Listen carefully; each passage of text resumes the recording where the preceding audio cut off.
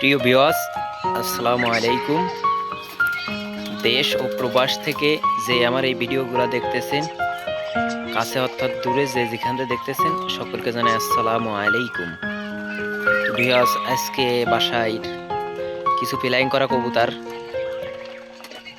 খাবার দিলাম, তো আপনাদের দেখানোর চেষ্টা করতেছি। তো অবশ্যই যদি ভালো লাগে থাকে অবশ্যই লাইক কমেন্ট করে যাবেন।